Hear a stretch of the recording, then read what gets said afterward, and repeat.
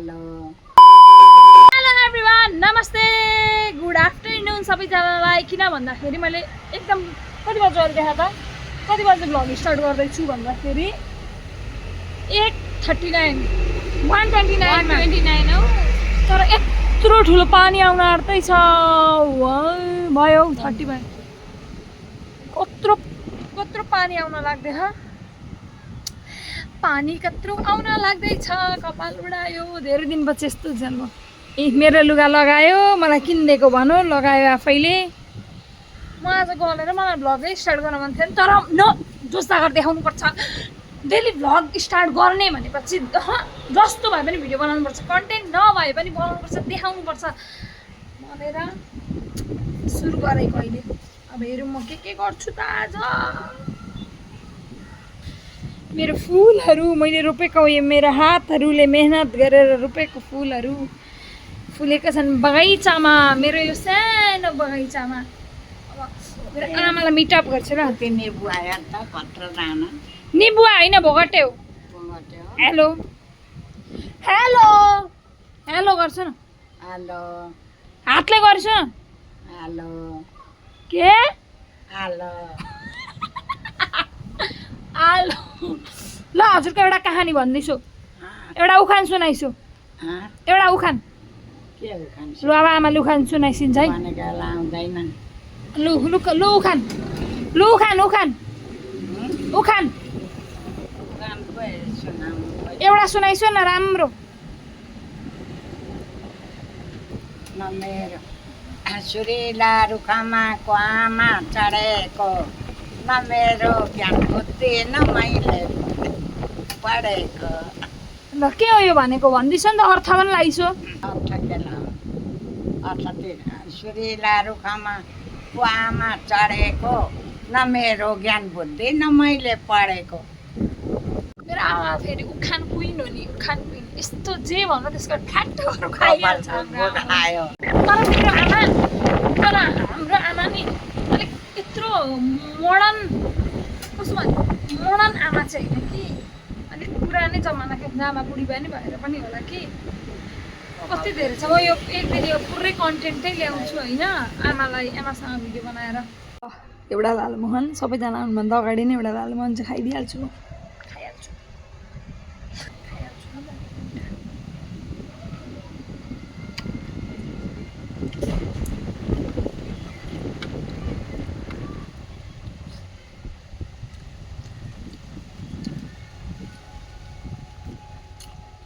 मैले चाहिँ भनेको छु लालमोहन फेभरेट। हेरिसे मैले यति माया गरेर म चाहिँ लिएर आएको थिएँ, उसले त हेर खाएको होइन। मस्त यता फिर्केर झ्यालतिर फिर्केर कुटुक कुटुक साउन्ड निकाली खाँदै रहेछ। मिलेर खान्छु दुईजना, एकजना दुईजना। ओके ल फेरि अब ठ्याक्क आधी हुनु पर्यो। अब इन्ची टेप थियो भने इन्ची टेपलाई पनि नाच्थ्यौँ हामी त, इन्ची टेप नभएर मात्र हो। हेरेर काट्छौँ ल। खा पहिला म यसलाई दिन्छु ल, रोज्नलाई। रोज ऐ कुन खान्छस्? यताको खान्छस् कि यताको खान्छस्? छिर्बन कुन खान्छस्? सानो भाइ म ठुलो खान्छु, मलाई ठुलो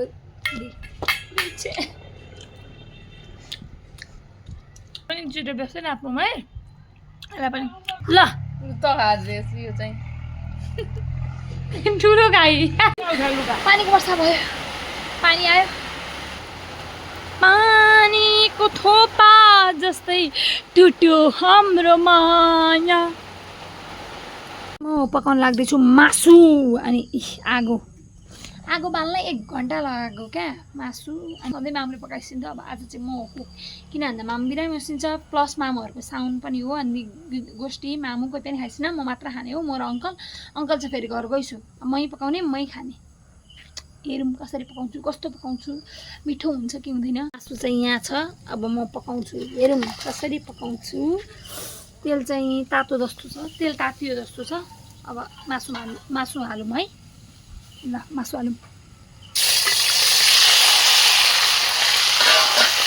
ल।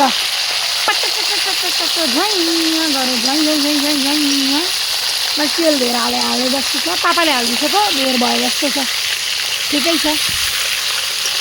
म चाहिँ अब आफ्नै तरिकाले पकाउँछु। अब मामले कसरी पकाइदिन्छु, मामले पकाएको चाहिँ मिठो लाग्छ मलाई। अब म कसरी पकाउँछु हेरौँ ल। एकचोटि म चाहिँ कसरी पकाउँछु भन्दा यसरी एकचोटि मजाले चलाउने, तेल हालेर ज्वाइँ हालेर चलाउने, यत्तिको चलाएर अब छोपिदिने। किन छोप्ने भन्दाखेरि पानीहरू निस्किन सक्छ अनि पाक्छ पनि मजाले नि।